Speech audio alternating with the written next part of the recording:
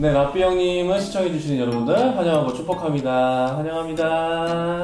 네, 샬롬. 전사님 반갑습니다. 예, 반갑습니다. 예, 이름은 왕현규 전사님 이렇게 두 번째 시간으로 예. 초대하게 되는데 본인 소개 좀 이렇게. 부천에 있는 선교교회에서 사역하고 있는 왕현규입니다. 열심히 살고 있습니다.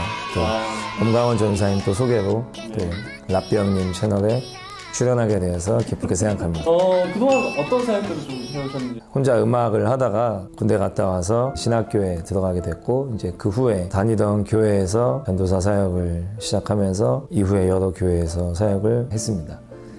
처음에 있던 교회에서는 이제 상가 안에 있는 개척교회였기 때문에 뭐 다 하고, 근데 감사했던 것 같고, 중고등학생들하고 많이 시간을 또 보내고 뭐 찬양 연습도 하고 20대 10년의 삶의 전부가 그냥 교회 안에 있었던 것 같습니다. 전사님이 얘기를 하자면 이제 세 번째 질문이기도 한데 네. 과거 이력에 대해서 제가 묻지 않을 수가 없습니다. 네. 특히 이제 청년들 중에서도 음악을 좀 좋아하는 친구들도 많고 해서 네네. 질문을 드릴 수밖에 없는데 음악 가수 활동을 하셨죠? 나름 CCM 가수 활동 어떻게 그렇게 가셨는지 한번. 고등학교 때 제 뒤에 앉아있던 친구가 이제 고등학교 졸업하고 저를 전도했죠. 네, 처음에 들었을 때는 전혀 안 갔고요. 동의가 되지도 않고 저는 아무것도 안 믿고 있었기 때문에 그래서 믿지 않았는데 이제 1년 있다가 서로 대학생이 돼서 정말 우연히 다시 연락이 닿았습니다. 교회 놀러 올 생각 없냐. 그래서 그 친구 따라서 이제 교회를 다니게 됐어요. 자연스럽게 그 교회에서 그때까지만 해도 문학의 밤 비슷한 게 남아 있었거든요. 이름만 좀 달랐을 뿐이지. 너무 옛날인데. 예, 아마 공감 못 하실 분들도. 예. 이제 친구랑 같이 뭐 성경을 가지고 랩을 한다든지. 근데 이제 저는 성경에 대해 알지 못하는데 그냥 그걸 가지고 소재 삼아서 랩을 하자고 하니까 재밌었어요. 그래서 그런 식으로 같이 랩을 하다가 나중에 이제 그 친구가 찬양 사역자를 지망하는 친구였기 때문에 그 친구가 이제 CCM 음악을 작업을 했고 또 저도 같이 작업실을 만들어서 자연스럽게 이런 장르도 해보면 재밌겠다 싶어서 CCM 힙합을 하게 됐죠. 예, 그러다가 그 친구랑 같이 작업한 곡들이 이제 CCM 기획사에 데모 CD 보냈는데 연락이 돼서 힙합이라는 장르로 CCM 음반을 기획하시는 분이었던 거고. 정말 센세이션이었죠. 네, 그래서 그 사장님께서 이제 보자고 하셔서 또 가니까 저희 같은 비슷한 애들이 있었어요. 저희 말고 몇 명 있었는데 참 희소성 있는 친구들이죠. 그래서 그렇게 앨범을 만드시고 찬양 사역이 그냥 시작됐어요. 그냥 시작됐고 특히 저에게는 정말 그냥 시작된 거였죠. 친구들 따라다니면서 다양한 교회를 가서 저에게 있어서는 공연하는 걸 보고 되게 신기하다. 뭐 같이 해볼 생각 없느냐라고 그쪽 계신 분들이 얘기를 해서 이제 BTCCM 2집 앨범에 같이 작업을 하고 이제 사역을 다니게 됐죠. 그래서 갑자기 하게 됐어요. 혹시 이런 질문 해도 될지 모르겠지만은 그때도 구원을 받은 상태였나요? 아니면 그 내용이 좀 들어있는 시기였는데 그러니까 제가 이제 안산에 있는 교회를 다니게 되면서 제가 이제 그 BTCCM 앨범에 있는 곡의 가사로도 썼지만 친구들 기다리고 있다가 이제 토요일날 청년부 예배 전에 그래서 본당에 아무도 없으니까 가서 이제 기도라는 걸 해보고 싶었던 거예요. 아무도 없으니까 좀 흉내 내보고 싶었던 거죠. 그래서 기도를 하고 있는데 뭔가 뭐 개인적인 체험이니까 예수님의 얼굴을 봤어요. 그래서 근데 막 눈물이 나더라고요. 그래서 상황이 이해가 안 가는 거예요. 내가 지금 왜 울고 있지? 그런 게 없어요. 정보도 없고 사실 성경에 대한 백그라운드도 없었기 때문에 그냥 그 상황 자체가 좀 당황스러웠고 그러고 나서 이제 친구에게 이제 도착한 친구에게 얘기를 하니까 친구가 엄청 좋아하는 거예요. 그렇죠. 너 이제 예수님과의 만남이 시작된 거다. 그렇게 표현할 수 있는 거다 이 상황이. 그래서 그 친구가 이제 성경에 대해서도 해박했기 때문에 저에게 많은 얘기를 해줬어요. 뭐 다 기억은 못했지만. 그럼 어떻게 보면 이미 다행히 그 구원의 문제는 해결을 받고 시작이 되면서 이제 다행히 예수님이라는 분이 뭔가 계시네 정도를 알고 이제 인천에 다시 이사를 와서 교회를 다니게 되면서 거기에서 이제 거기 계시던 목사님 그분이 이제 저의 멘토 목회자분이신데 그분을 통해서 이제 그분이 저를 좀 이렇게 정돈해 주신 거죠.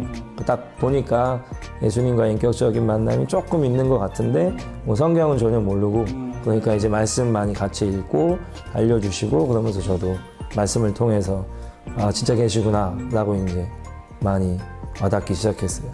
일단 이유라는 건 알았고 예. 그러면 어떤 마음으로 임하셨는지 혹시?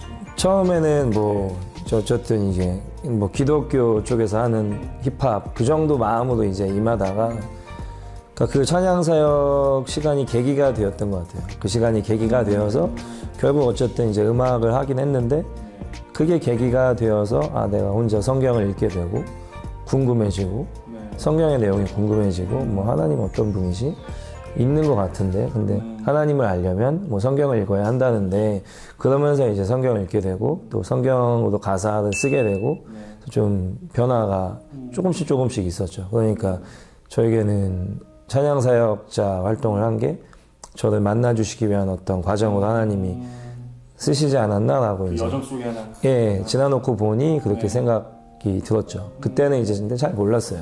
네.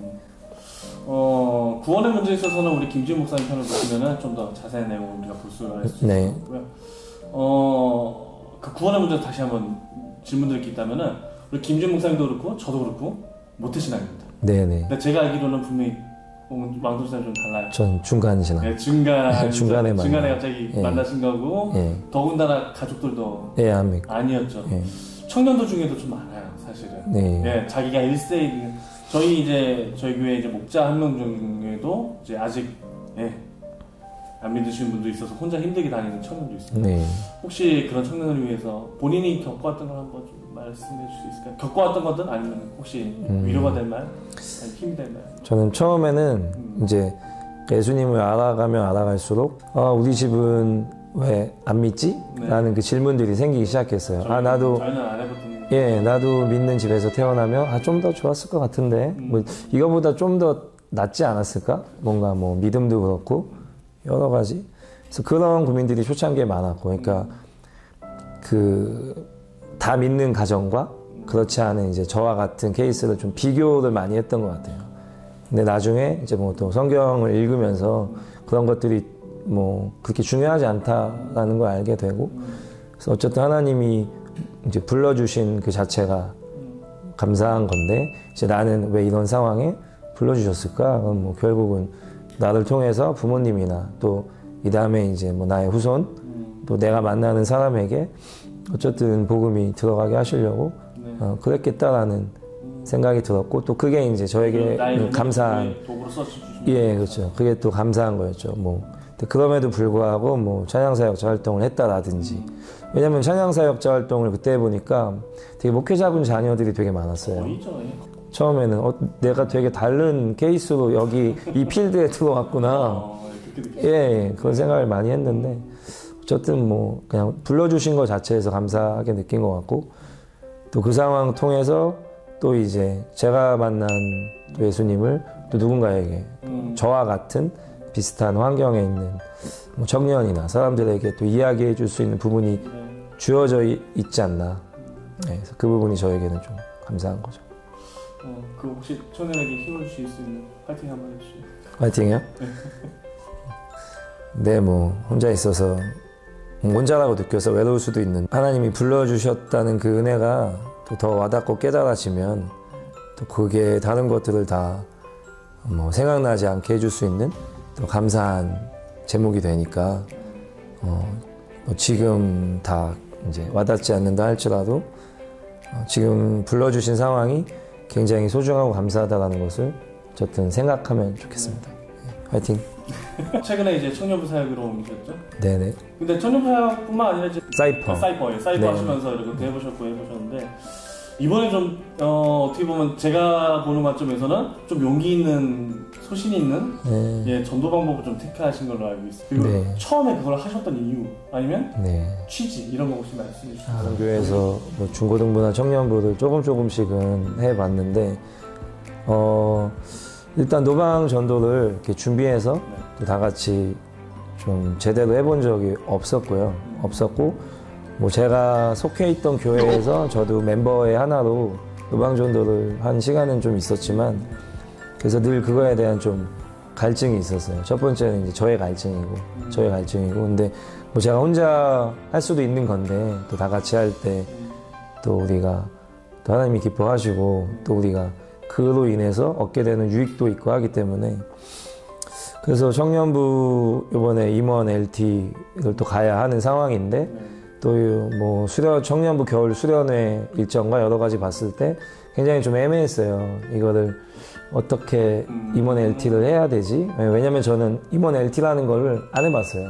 그 전에 있던 사역지에서 그냥 평소에 계속 만나서 예배하고 교제하고 이거지 뭐 임원 LT라고 이제 정해져서 일정으로는 없거든요. 그래서 저에게는 좀 뭐 도전 같은 거고 근데 이 시간을 또 뭐 되게 가볍게 보낼 수 없잖아요. 너무 중요한 시간인데 그 상황상 봤을 때 우리가 하루 동안 할 수 있는 게 뭐가 있을까. 그래서 가장 내가 정말 지금 하나님 앞에서 하고 싶은 거, 또 하나님께 드리고 싶은 것을 같이 나누어서 하면 좋지 않을까 해서 이제 좀 의견을 물어봤죠.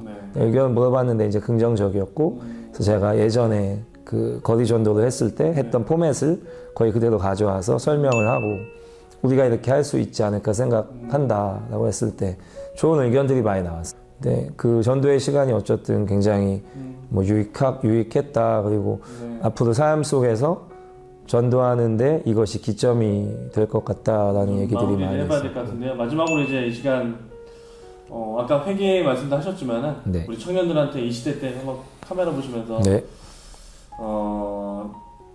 힘이 될 만한 말씀 혹시 가능하실까요? 뭐 힘이 될 만한 말씀 아니면은 이렇게 좀 살아봤으면 한다 하는 이렇게 권면의 말씀입니다. 네. 예, 그냥 어떤 교회 뭐 이러면 구속 안 받으시고. 네.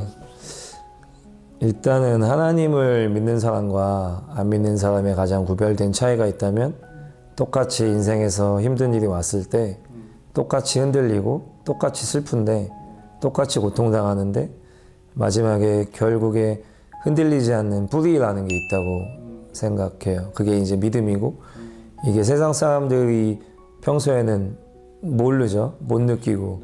근데 이제 정말 큰 위기가 왔을 때, 죽음의 순간이 왔을 때, 어려운 재난 앞에서 우리는 하나님을 찾게 되고, 결국 그것이 구원의 능력이고, 우리가 발휘할 수 있는 힘이 아닌가. 그래서 우리가 코로나 때문에 뭐, 사회가 불안하고, 직장이나 취업이나, 여러 가지 뭐 시험, 학교 일정들이 지금 다 꼬였잖아요. 다 밀리고 수선하고 도대체 내가 어떻게 살아야 되나 막 생각이 많이 들죠. 저부터가.